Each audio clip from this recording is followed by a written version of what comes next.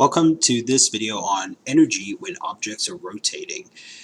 This is a really cool topic, and I'm going to use a common example here where we have a hoop rolling down an incline and a disc rolling down an incline, and we'll give some comparisons to take a look at how moment of inertia affects energy.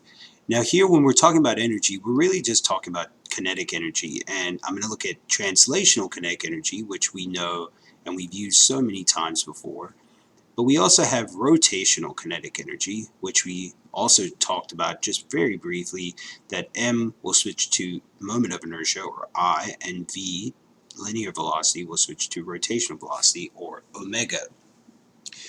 And what we see is that both have to be accounted for if the object's rolling. So up to this point, when we said a ball was rolling down an incline, we were lying. The ball was sliding down the incline because the rotational energy was not accounted for. That's okay. Now we can use both. And we can just show that at any given time, the same thing we showed before, that the total amount of energy in the system was constant. So at all points for either example, what we can say is that the gravitational potential energy, the translational kinetic energy, and the rotational kinetic energy all are constant. They never change their amount because we're saying that the energy is completely conserved in the system. So that means that if I have a hoop here and I have a disk and I make them the same mass, which is very important, okay, they should have some sort of relationship to one another.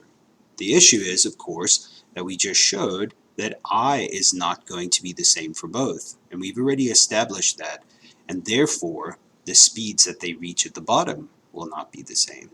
So let's take a look at that. I know here at the top that I have this gravitational potential energy that's equal to the mass of the object times the gravitational field, which we're calling constant right here, times the height that it begins with. And this is going to be exactly the same as the other one because I said the masses are equivalent. So they start with the same kind of energy, if you will, and the same amount of energy. And now we want to see what's going to happen. So that's the maximum amount of energy they begin with, both of them. And now what we're going to show is that at any given point beyond that, they'd be moving at a certain speed, have a certain rotational speed, and their mass and their moment of inertia are whatever they are according to the shape that they are. So what I could write here is the 1/2 mv squared plus 1/2 I omega squared must equal the total amount up there. So let's go ahead and write these in here as well. And now we're going to take a look at how they might be different. So the moment of inertia for the hoop, if you think about what we had from before, so if we look at the moment of inertia for these other shapes, we saw that the hoop was going to be mr squared, and the disk was going to be 1/2 mr squared. So let's take a look at what that would be. So the hoop here is going to be mr squared, and the disk is going to be 1/2 mr squared.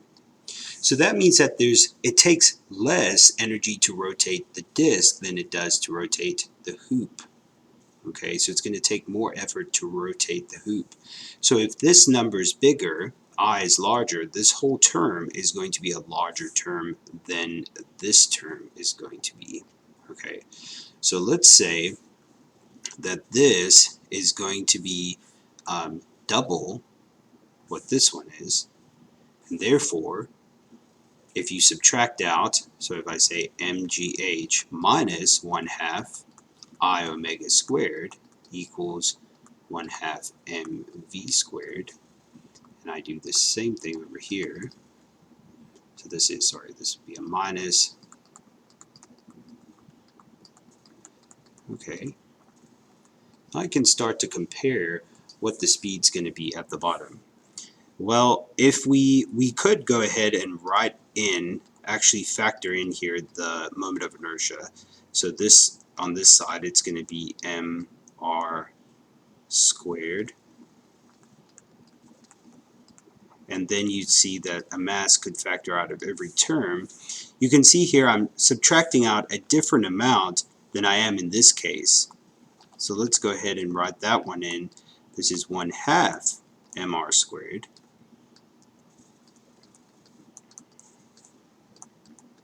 And I'm going to go ahead and factor my masses out. But we see here that this is only subtracting 1/4 r squared omega squared. This is subtracting 1/2 r squared omega squared, meaning that you're going to be left with a smaller velocity here than you will over here.